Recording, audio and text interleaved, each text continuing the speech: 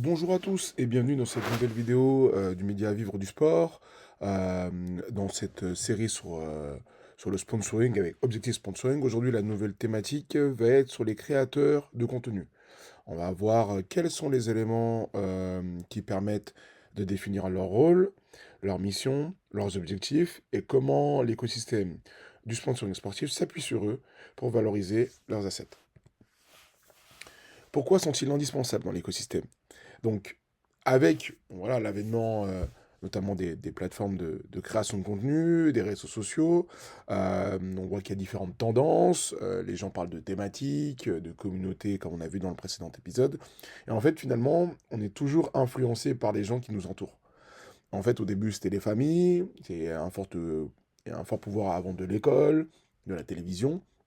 Et maintenant, bah, à l'instar de quand vous êtes dans un groupe de potes ou un groupe classe, bah, il y a un peu des leaders, des personnes en fait qui partagent, d'un point de vue en plus avec des compétences techniques et visuelles, ce qu'elles pensent, ce qu'elles veulent mettre en place et qu'elles donnent envie aux autres finalement de les suivre. Et en fait, ces créateurs de contenu-là, en fait, ils sont prescripteurs de tendances. D'abord parce que bah, dès qu'il y a quelque chose qui va sortir sur le fait de l'actualité, ils vont pouvoir relayer assez rapidement là-dessus. Derrière, et ça avait été avant le Covid, c'était vraiment abusé, et là, ça s'est un peu plus régulé. Mais c'était des gros.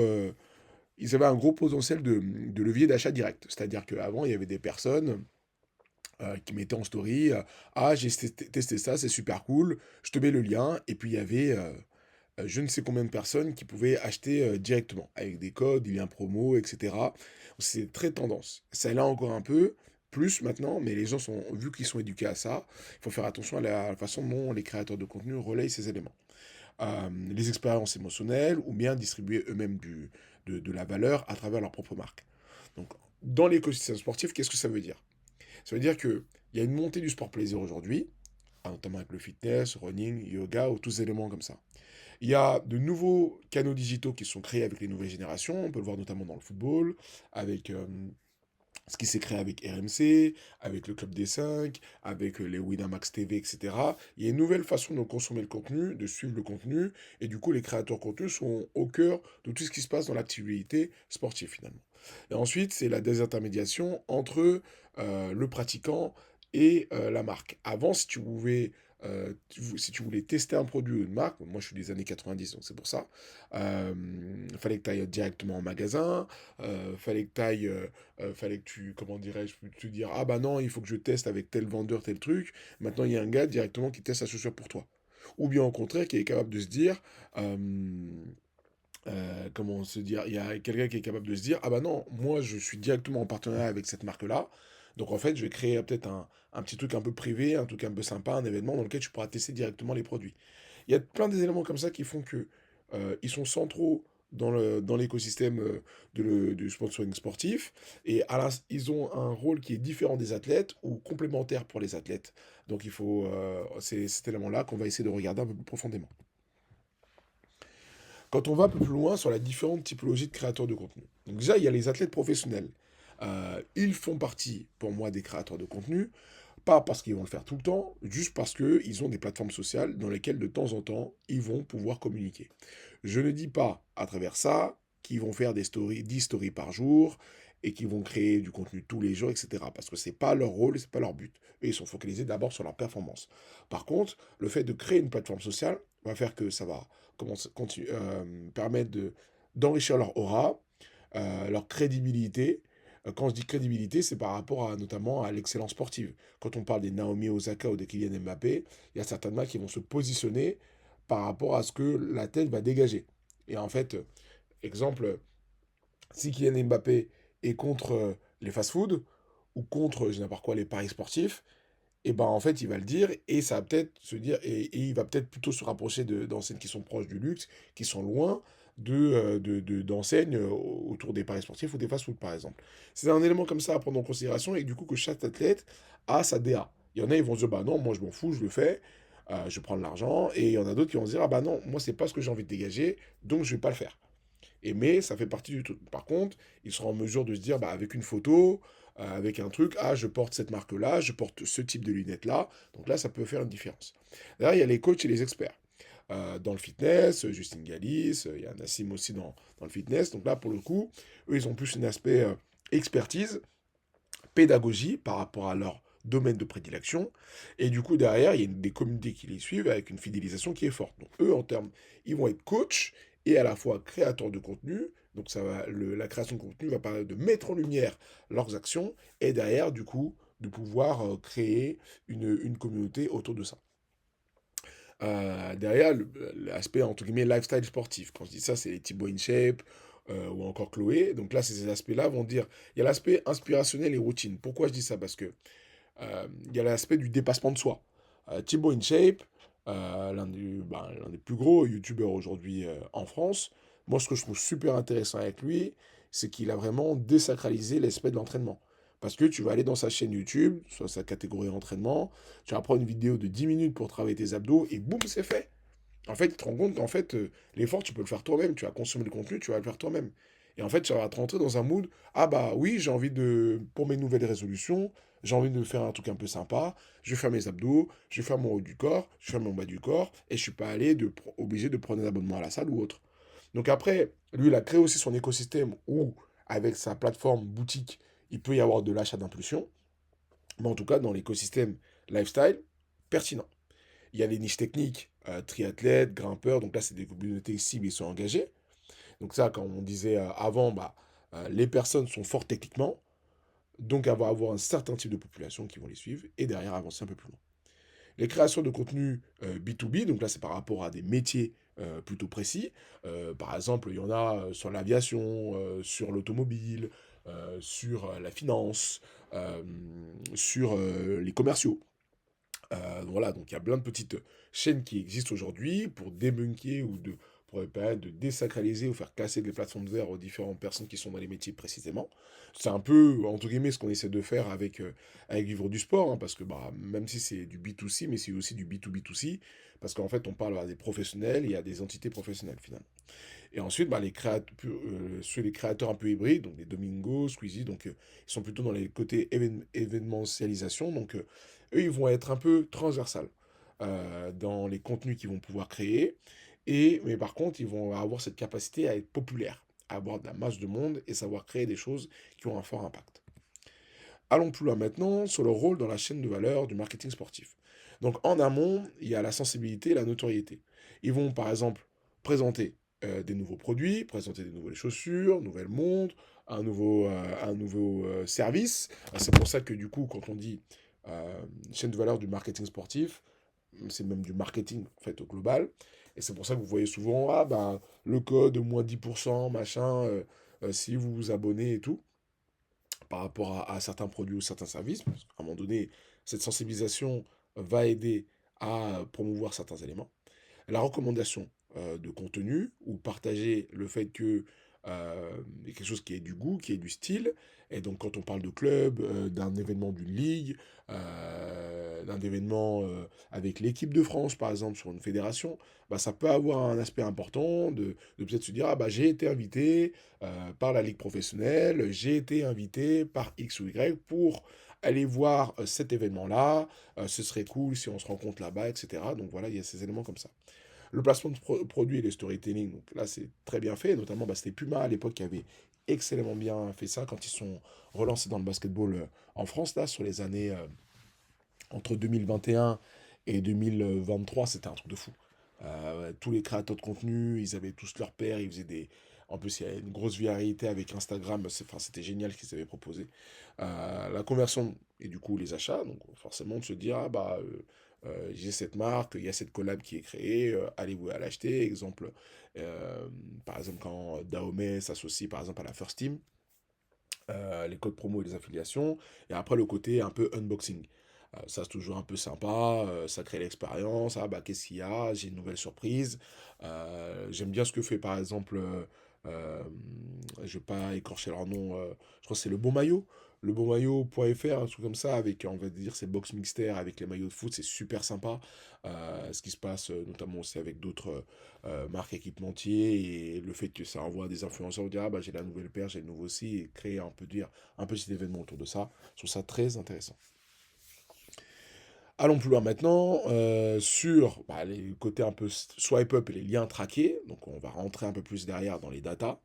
La fidélisation et l'après-service. Donc qu'est-ce que ça veut dire? C'est-à-dire que si jamais vous avez votre créateur de contenu préféré qui s'affilie à une marque, derrière, il pourrait être aussi un relais dans les réunions qu'il va faire avec cette marque-là pour savoir comment réagit la communauté par rapport à un produit X ou Y.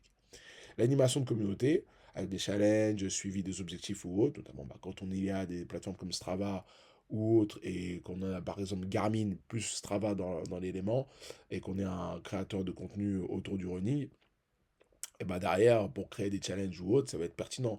La team Orange Running avait fait des éléments qui étaient proches de ça quand ils préparaient notamment les Paris 2024. Quand on va aller plus loin maintenant, ça peut être, les créateurs de contenu peuvent être utilisés dans la co-création sur de nouveaux produits. Parce que par exemple, une marque va avoir, on va revenir là-dessus, hein, par exemple un maillot ou une chaussure, elle va dire, ah tel coloris, ce serait bien qu'il soit à tel endroit, ah ça saute pas aux yeux, ce serait plus que ce soit comme ci, comme ça. Et en fait, parfois, il y a des mini-groupes de communauté qui vont avoir le truc, avoir accès à des éléments en amont, pour derrière pouvoir être innovant dans les produits qui seront partagés au grand public. Et ensuite, c'est la recommandation, après l'usage de certains produits ou services, qui va booster la réassurance. Exemple, si vous suivez un contenu, une personne qui est dans l'entrepreneuriat et qui vous dit, à l'instant, c'est un truc que j'utilise beaucoup dans les exemples, mais j'utilise telle plateforme pour faire ma comptabilité. Derrière, peut-être que toi, tu vas dire, si tu veux créer ton produit ou ton concept, pour ma comptabilité ou pour créer mes statuts, je vais peut-être passer par cette plateforme-là parce que ça me donne confiance, tout simplement. On va aller un peu plus loin maintenant sur les KPI de performance. Généralement, quand ils essaient de se vendre, de partager des éléments, faire en sorte que les marques les soutiennent ou que les marques les utilisent dans leur campagne de communication, on regarde beaucoup du coup les reach et les impressions. Ça, c'est la notoriété brute. Exemple, je fais 500K vues sur une vidéo running. Ça peut être 500K vues pour une seule vidéo, ça peut être 500K vues par mois, ça peut être 500K vues pour un tronçon de 3 vidéos cumulées, je peux arriver à faire 500K vues, donc vous pouvez me les booker, etc. Donc ça, c'est un premier élément. Le taux d'engagement, tout ce qui est like, commentaire, partage, le fait d'enregistrer les éléments, s'il est au-dessus de 10%, on estime quand même qu'il y a il y a un très fort engagement sur la niche sportive. C'est quand même assez intéressant. Ensuite, sur les codes promo, ça permet d'avoir de traquer la conversion. Exemple, il y a un nouveau blouson d'une marque sportive. Vous avez partagé, ou le créateur de contenu a partagé 10% supplémentaire sur, par exemple, euh, la période de la rentrée scolaire. Et donc, vous êtes en mesure de vous dire, avec le code ABC10, combien de fois le code a été euh, mis à l'intérieur de la boutique et voir combien de ventes sont liées à ce code-là. Et donc, du coup, ça aussi, ça a un impact chez les créateurs, notamment de contenu, notamment aussi pour compléter les gains qu'ils peuvent gagner avec les partenariats. Ensuite, les taux, on va dire, de replay ou de temps passé, donc notamment sur les podcasts, sur les podcasts longs, les formats longs, sur YouTube, etc. Combien de temps sont restés les gens sur le format et le contenu, ça compte aussi par rapport à ce temps passé, parce que finalement, on est dans la créateur économie et qu'aujourd'hui, la nouvelle économie tend à... C'est l'économie de l'attention aussi. Donc en fait, l'économie de l'attention, c'est combien de temps on va pouvoir euh, faire rester une personne sur une plateforme. Exemple, vous restez sur TikTok à scroller pendant 2 heures, bénéf pour eux. Ils se disent, ça, nos contenus, il a été bon, l'algorithme, il était bon, ça a bien fonctionné. Les podcasts, YouTube, etc., c'est la même chose.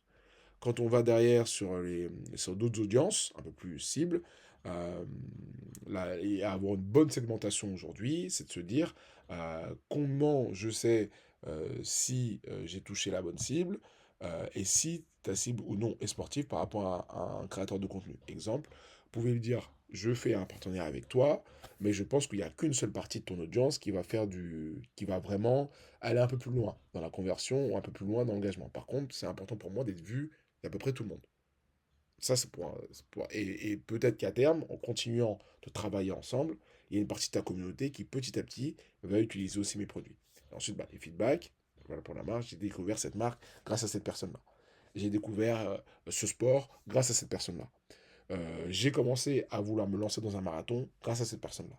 Ça, c'est important à prendre en considération. Et ça, c'est un élément qui est qualitatif, mais qui, dans les forums ou quoi que ce soit, les communautés, va avoir du sens aussi. Allons plus loin maintenant, pourquoi les distributeurs et les marques en général les intègrent dans leur stratégie? Déjà pour humaniser les offres, forcément quand il y a un humain qui te parle, c'est plus simple que quand il y a juste une marque qui te parle.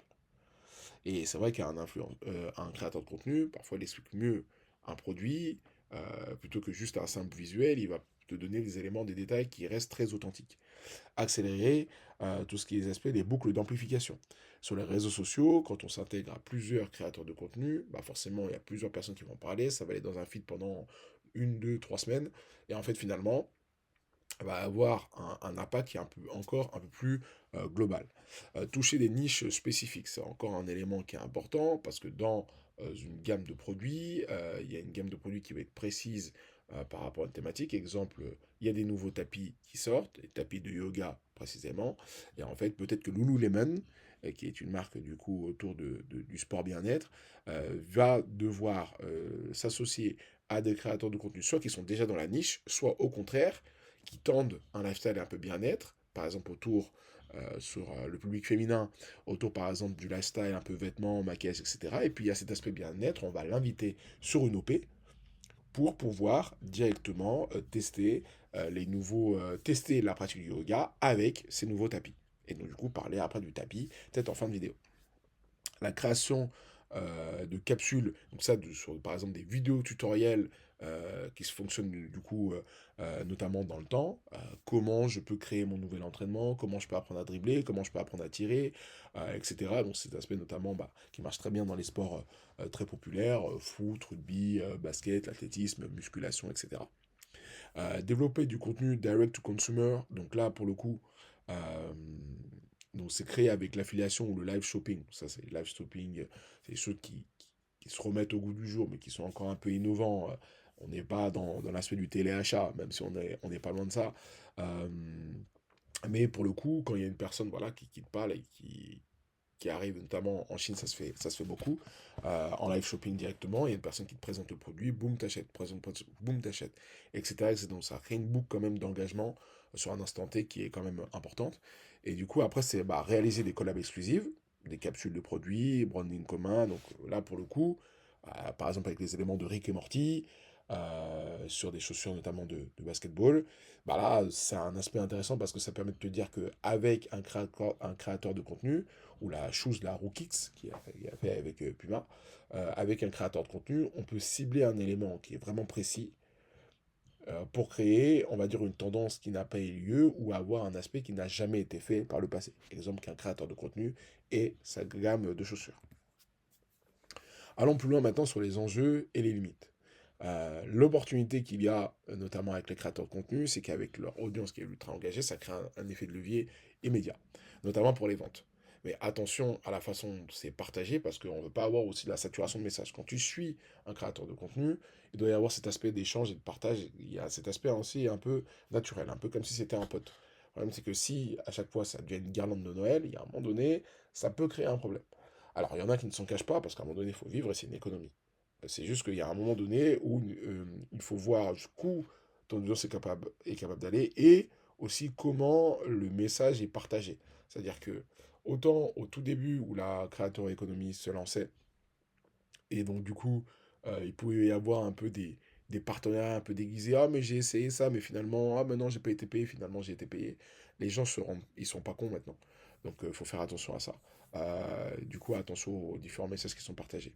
Ensuite, derrière, sur le contenu organique, euh, plus crédible que la pub, mais qu'est-ce que ça veut dire? C'est-à-dire que, en fait, euh, si un créateur de contenu porte une marque de vêtements parce que juste il l'apprécie, c'est une chose. S'il n'a pas de partenariat et qu'il l'apprécie, bon, il n'y a pas de souci.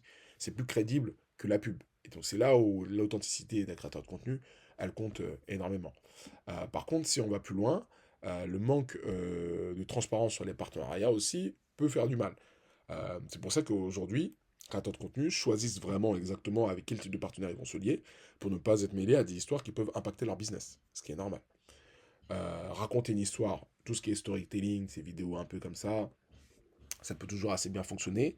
C'est juste que bah, ça peut être difficile à industrialiser dans une collaboration. Donc c'est juste que les créateurs de contenu cherchent forcément dans l'écosystème, du coup, même sportif ou autre, à pouvoir avoir des contenus qui peuvent être récurrents. En fait, la partie artistique, elle est importante, mais aussi ses capacités à pouvoir répéter le contenu dans le temps, de façon à ce que quand c'est vendu, l'asset est vendu à une marque, elle sait exactement ce qu'elle achète. Le contenu, le format il va être comme ça marche de telle ou telle façon, et c'est très bien. Ensuite, derrière, quand on va un peu plus loin, on doit être en mesure de définir, le créateur de définir s'il devient un distributeur et qu'il a par exemple sa propre marque, bah, le ROI qui est variable. Quelle stratégie, quelle plateforme pour aboutir à tes fins. Et en fait, l'ère du placement de produit, vous avez vu qu'il était passé. Avec ce que je vous ai partagé, on est plus sur des stratégies qui sont globales. Donc en fait, quand une marque ou une entité sportive va choisir le créateur de contenu, ou si c'est l'inverse, le créateur de contenu va chercher à s'associer à cette marque et des entités liées au sport, bah, il faut qu'il y ait un fit avec l'entité sur le persona cible, d'où on revient sur les vidéos précédentes, l'alignement de valeur, le ton de la marque, et ensuite derrière, quels KPI vont être utilisés pour pouvoir faire en sorte de voir si le partenariat a été réussi ou non, et dans quel contexte, et potentiellement si à long terme il y a quelque chose qui va se créer, ou c'est plutôt des one-shots qui vont se créer derrière dans une relation plus durable. Allons plus loin maintenant sur les 6 critères qui déterminent, on va dire, le prix d'un influenceur dans l'écosystème sportif. Créateur de contenu dans l'écosystème sportif. En tant que tel, qu'est-ce qu'on a? La taille de l'audience, numéro un. Et à un moment donné, c'est numéro un. Et quand on dit la taille de l'audience, c'est que forcément, plus bah, vous avez une grosse audience, plus vous serez grand public, enfin, vous tendez vers le grand public, ou du moins une grosse partie du public par rapport à votre niche. Plus bah, du coup, bah, ça va être déterminant pour faire un certain chiffre. C'est pas suffisant pour le poids du tarif, mais en tout cas, ça va être quand même important. Les taux d'engagement qui vont pouvoir compléter ça, plus une audience est engagée, notamment chez un micro-influenceur, par exemple, tu as 3000 abonnés, 5000 abonnés, 10 000 abonnés, mais par contre, il y a plus de 15% de taux d'engagement. On va se dire, mais en fait, non. En fait, lui, ça va être plus important qu'un gros compte où il y a peut-être 3%. Donc ça à voir. Et c'est pour ça que c'est d'autres mécaniques à prendre à prendre en considération parce que c'est un aspect qui est très valorisé. La plateforme utilisée, est-ce que tu es sur un format long? Est-ce que tu es sur un format court avec des sets de story? Ça, c'est un facteur qui est technique, mais qui va compter dans la démarche. Et forcément, peut-être que c'est la typologie aussi de personnes que tu vas viser. Si par exemple tu es sur un podcast long, euh, type, euh, type les podcasts de Mathieu Stéphanie, ou si tu es sur un set de story d'un influenceur ou d'un créateur de contenu autour de la télé-réalité, bah, ce sera peut-être pas le même range. Il y en a un, c'est peut-être plus long et plus solide, peut-être un peu plus éphémère, mais par contre, sur un instant T, vu qu'il est dans un flow un peu de viralité, ça pourra faire du sens sur le partenariat à mettre en place. Ensuite, bah, il y a le niveau de spécialisation, en fonction de la catégorie de la personne, qui va faire en sorte, bah, moi je suis un ponte, exactement, par exemple, euh, la personne fait de l'escalade, ou la personne fait n'importe quoi, bah oui, champion du monde dans son sport, et champion par exemple à gagner Roland Garros, voilà, on va dire il a gagné Roland Garros, vous voulez faire un partenariat avec, bah, ça va être plus cher que si le gars il est juste 600e à l'ATP. C'est pas pareil. Du coup, la qualité du contenu et la production de vidéos va aussi avoir une valeur ajoutée qui est forte, mais ça reste quand même conditionné avec les éléments qui sont avant, parce que si en fait tu es un très bon créateur de contenu, que tes visuels sont top, par contre tu touches personne, bah, ça va être compliqué derrière pour enchaîner avec des partenariats. Par contre, s'il y a un minimum syndical sur les autres éléments, bah, derrière, si ton contenu est un peu plus qualitatif, ça fait une différence. Ensuite, bah, les durées et les exclusivités de contrat, est-ce que c'est du partenariat qui est one shot? Est-ce que c'est du partenariat qui est un peu plus long terme? Quand on dit one shot, ça peut être une fois, ça peut être une semaine, ça peut être 2 semaines, ça peut être un mois de collab, ça peut être 6 mois de collab, ça peut être une deuxième partie de saison de collab. Ça, entre guillemets, il y a différentes mécaniques qui sont envisageables. Et aussi l'exclusivité. sectorielle qui est quand même importante en fonction des créateurs de contenu, en fonction de l'engagement que vous avez, jusqu'à quand vous souhaitez avoir cette exclusivité sectorielle avec la marque qui vous lie. C'est un élément, une variable à prendre en considération. Alors plus loin maintenant sur les grilles tarifaires qui sont maintenant des estimations. Des estimations, attention, parce que nous va venir déjà les gros experts, ah mais non, ça c'est en fait c'est tant, et puis non. C'est juste des estimations globales. Ça peut être moins cher, ça peut être plus cher, mais grosso modo, ça donne ça. Quand tu as moins de 10 000 abonnés, grosso modo, sur un post sponsorisé, c'est aux alentours de 300 balles. Parfois c'est plus, parfois c'est moins, mais ça donne une idée. Ensuite, tu peux faire voilà, forcément des campagnes un peu plus longues. De toute façon, vous savez lire. Donc, sur les différents aspects, ce qui est vraiment important en considération, c'est vraiment la taille quasi des abonnés et ce qu'il peut y avoir en conséquence. Et que du coup, quand vous créez des formats ou des mini-séries ou des contenus qui, par exemple, vont se répéter chaque semaine ou chaque mois, bah, vous êtes en mesure de vous dire, bah voilà, aujourd'hui, je peux être, je vous donne un exemple, aujourd'hui, je peux être une chaîne autour du rugby, qui a plus de 100 000 abonnés aujourd'hui, par exemple sur YouTube, et que il y a une marque qui se dit, ah bah moi j'aimerais, j'ai vu que tu faisais du contenu autour du rugby, j'aimerais que chaque mois, moi je te sponsorise cette émission que tu fais tous les mois autour du rugby. Par exemple autour du top 14. Tu valorises les différents éléments. Donc en fait, chaque mois, je vais vendre par exemple, et de me dire que sur la saison, par exemple, il y a 10 mois, donc je vais vendre 10 émissions à l'annonceur. Ces 10 émissions, je peux les vendre, par exemple, c'est un exemple, hein, je vais les vendre 8 000 euros. Et donc en fait, par exemple, donc du coup, sur l'année, en chiffre d'affaires, je me serais fait 80 000 euros par rapport à cette émission-là. Donc pour enrichir, il y a cette émission que je peux mettre sur YouTube, mais que au-delà de ça, il y a des éléments que je vais couper dans mon émission qui peuvent intéresser l'audience, les personnes sur les réseaux sociaux. Donc ça va faire des vues en plus, ça va toucher des personnes en plus, ce qui va faire que dans le bilan de partenariat, à la fin de la saison, dans le bilan de partenariat, à la fin de la saison, je vais pouvoir dire, ben voilà, nos émissions, il y a eu ça comme stat, il y a eu ça comme stat. Ok, très bien. Voyons si l'année prochaine on continue de travailler ensemble parce que ça dépendra de certains éléments. Et donc il y en a qui poursuivent tous les ans et qui se disent non mais en fait lui il va me faire 4 vidéos à l'année. Par contre c'est 4 vidéos ultra bien produites, à l'instar par exemple de Seb, anciennement la Seb Lafrite à l'époque. Mais en tout cas lui par exemple très bon dans ce qu'il produit. Lui bon, doit avoir dans des strates qui sont très grosses.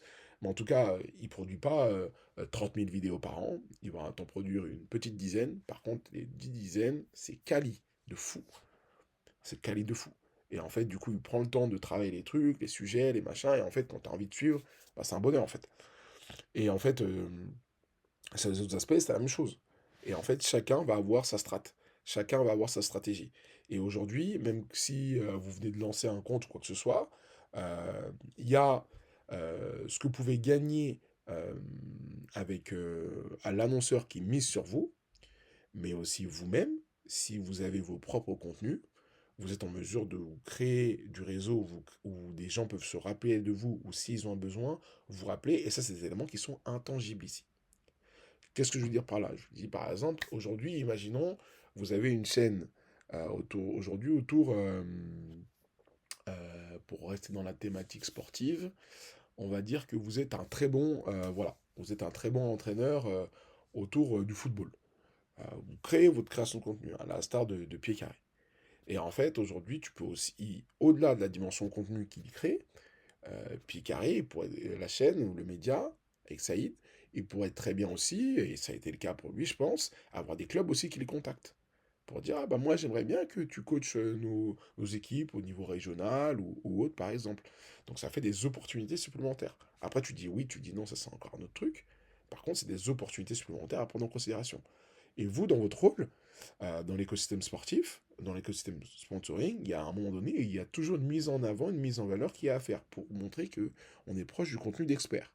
Je suis expert de tous les sports US. Je suis un expert de tous les sports urbains. Je suis un expert de tous les sports outdoor. Ça, c'est un élément à prendre en considération de façon à ce que, au-delà de la communauté que vous pouvez créer, bah, ça vous donne des opportunités supplémentaires. Donc, c'est important à pouvoir enrichir avec le temps. Et ensuite, s'il y a diffusion multiplateforme, d'autres éléments à prendre en considération, un peu d'événementiel ou autre, bah, le package, vous pouvez le faire grossir. Ou bah, les coûts, finalement. Et pourquoi ce prix? Donc, tu as accès à une communauté qui est ciblée, donc avec un taux de départition qui est quand même plus faible que ce que ça peut donner avec d'autres ads. Derrière, une crédibilité qui est un peu sociale, notamment en s'attachant aux bonnes personnes, finalement. L'accélérateur de notoriété, il est surtout fait parce que quand on s'attache à des grosses communautés et qu'il y en a plusieurs et que tu fais un événement qui est hyper top, exemple Trash Talk dans le basketball qui fait chaque année, là je crois que c'est au moment des playoffs avec Paris en sport, un truc un peu, une journée, enfin une soirée un peu playoff, cinéma, etc. Voilà, c'est top. Accélérateur de notoriété, tu fais une activation événementielle qui est sympa, tu restes aussi dans ta thématique par rapport à tes partenaires autour du pari sportif, c'est pertinent. Et ensuite derrière, bah, les contenus qui sont réutilisables, le storytelling, l'amplification, en fait tous ces éléments-là, c'est ce que les marques vont acheter. Et en fait, du coup, quand elles vont faire le ratio et de se dire, ah bah moi, je veux que tu participes à cet événement-là sportif parce que j'ai besoin de ça comme objectif, vous savez exactement pourquoi elles vous achètent. Pourquoi elles achètent le créateur de contenu. Si elle ne sait pas pourquoi elle l'achète, problème de stratégie.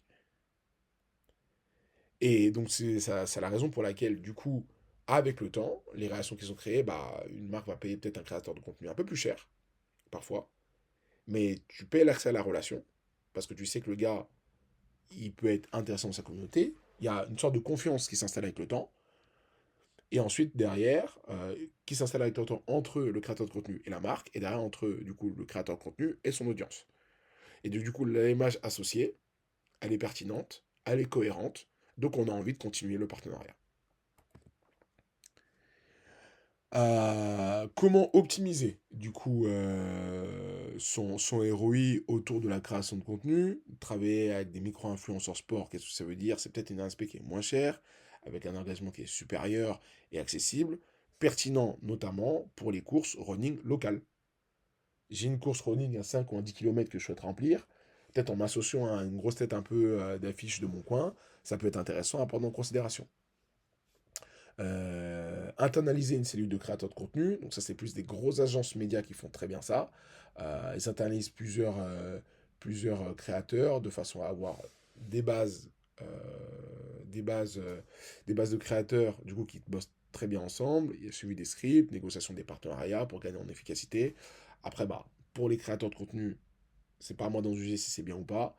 Moi, je dis juste qu'à un moment donné, il y a un contrôle plus ou moins grand de ce que vous pouvez faire ou non.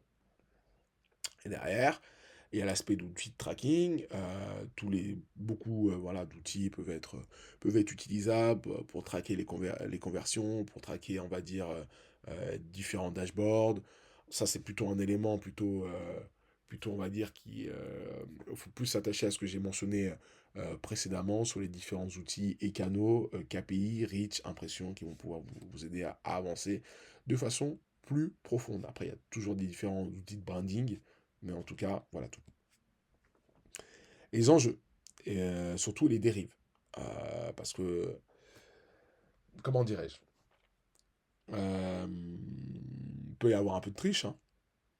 C'est des éléments qui arrivent, hein. Et ça peut arriver un peu de partout, c'est juste qu'il faut être vigilant à ça. Faut prendre quelqu'un qui est aligné avec ses valeurs, de bout en bout. De toute façon, maintenant, il y a des métriques aujourd'hui pour savoir s'il y a eu entre guillemets, un peu des faux abonnés ou non. Mais sans ça, si quelqu'un n'est pas aligné avec les valeurs et faire attention un peu à l'historique ou au scandale, sinon ça peut coûter cher, notamment pour bah, le club, la ligue ou la fédération ou autre, ou la marque sportive. Clarifier les droits d'utilisation du contenu, jusqu'où le contenu est utilisable, euh, et pourquoi, et dans quel contexte.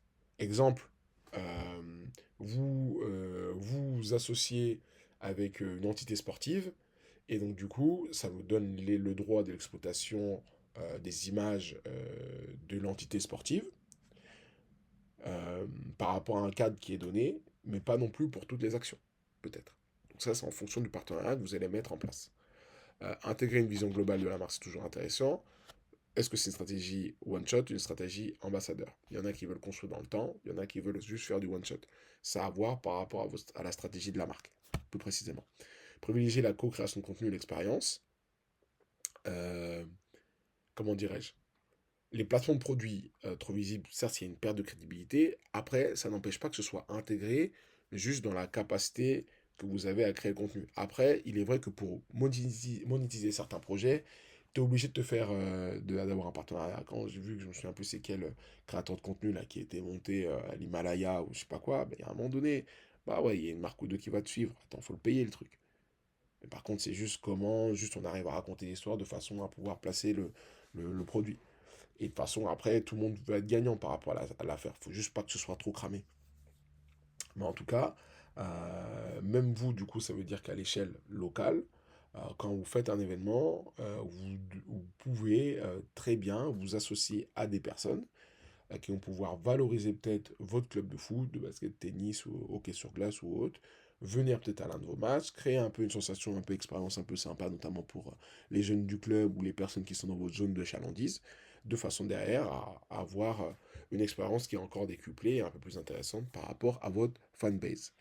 Euh, donc, par rapport au coût du coup de l'influenceur sportif, euh, plus la stratégie est claire, mieux c'est. Plus la direction artistique est claire, mieux c'est. Plus on sait vers quoi souhaite tendre le créateur de contenu au fil du temps, mieux c'est. Et en fait, dès que on est rigoureux avec les résultats, etc., il y a les personnes, vous allez voir, qui vont créer le contenu et les personnes qui vont manager les créateurs de contenu. Et donc, du coup, les personnes qui vont manager, ils vont vous parler de tous ces chiffres-là, ils vont pas vous parler de stratégie, de tout comme ça. Et si ça c'est réglé d'un point de vue business, derrière la partie création va suivre. Voilà tout pour cette vidéo autour de la création de contenu dans notre objectif sponsoring. N'hésitez pas à liker, vous abonner, partager. La prochaine fois, on va essayer de parler des médias et des différentes plateformes de diffusion parce que ça compte aussi dans le sponsoring sportif. À très vite sur Vivre du Sport. Salut!